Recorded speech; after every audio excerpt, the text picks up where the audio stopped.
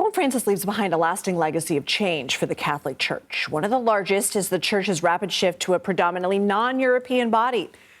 According to the Vatican, about 72% of the global Catholic population are in areas outside of Europe and North America.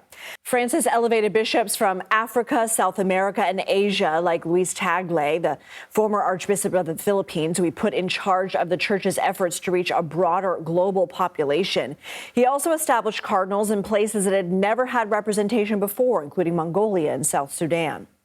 Francis made caring for the environment a priority. He spoke often about the environment's importance and the threat of climate change, including a 2015 speech at the UN, which environmentalists credited at the time with helping to get the Paris Climate Accords passed.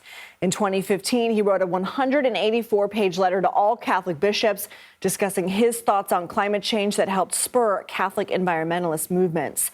He ruffled a lot of feathers for more traditional Catholics for his desire to remove some of the pomp and circumstance from the Catholic Church, including cutting cardinals' salaries. He reintroduced strict restrictions on churches performing masses in traditional Latin. That had been put in place by Pope John Paul II to make the church more accessible. It had been relaxed under Pope Benedict XVI.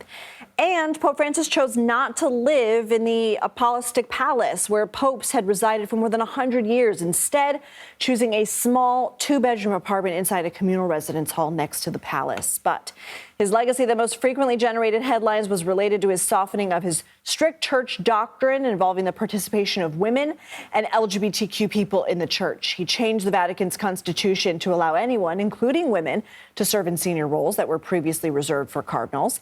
He ultimately appointed 20 women to senior positions in the Vatican. Francis also supported same-sex civil unions and the baptizing of transgender individuals.